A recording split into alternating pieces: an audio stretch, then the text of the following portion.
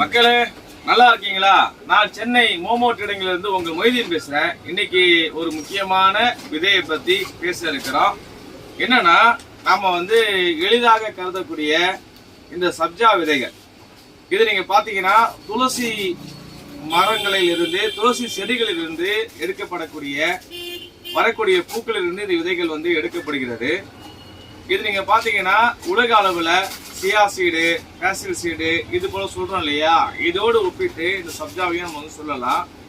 இது அந்த அளவுக்கு உடம்புக்கு ஆரோக்கியமான விஷயம். இதை பத்திலாம் நம்ம தெரிஞ்சுக்கணும்னு சொன்னா நம்முடைய சேனலை லைக் பண்ணுங்க, ஷேர் பண்ணுங்க, அதே போல சப்ஸ்கிரைப் பண்ணுங்க, உங்களுடைய உறவுகளுக்கும் எடுத்து சொல்லுங்க.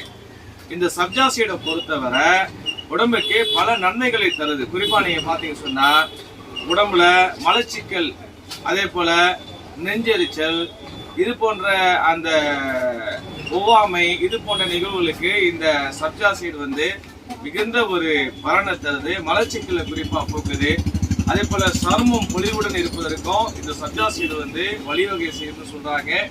அதே போல இதயத்தினுடைய அந்த தன்மை சிறப்பான முறையில் செயல்படுவதற்கும் இந்த சப்ஜா சீடு அதிகமா பயன்படுது. அதே போன்று ரத்தத்தில் இருக்கக்கூடிய சர்க்கரையை குறைப்பதற்கும் இந்த சப்ஜா சீடு அதிகமா பயன்படுது.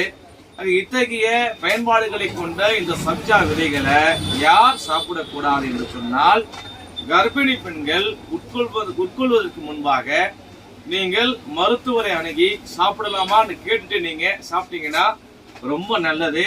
அதே போல பச்சிலும் குழந்தைகள், கை குழந்தையா இருப்பாங்க இல்லையா, அவங்களுக்கெல்லாம் நீங்க கொடுப்பதற்கு முன்பாக மருத்துவரை அணுகி பிள்ளைங்களுக்கு தரலாமான்னு சொல்லி கேட்டு நீங்க கொடுங்க. அதே நேரத்தில் இது அதிகமான முறையில இதை நம்ம சாப்பிடும் போது சில நேரங்களில் நமக்கு ஒவ்வாமை ஏற்படக்கூடிய ஒரு வாய்ப்பும் இருப்பதாக மருத்துவர்கள் குறிப்பிடுறாங்க. நம்ம தமிழ்நாட்டில் சொல்லுவோம் இல்லையா, அளவுக்கு மீறினால் அமுதமும் நஞ்சு என்ற அடிப்படையில். ஆக ஒரு குறிப்பிட்ட லெவல் டெய்லியும் எடுத்துக்கிட்டு ஒரு 10-15 நிமிஷம் நீங்கள் தண்ணியில் ஊற வச்சு பாலில் அல்லது குளிர்பானங்களில் கலந்து இந்த சப்ஜா சீடை நம்ம உட்கொள்கின்ற போது இத்தகைய நன்மைகளை பெறுவோம். அதே நேரத்தில் லிமிட்டடாக சாப்பிட்டா ரொம்ப நல்லது. நன்றி.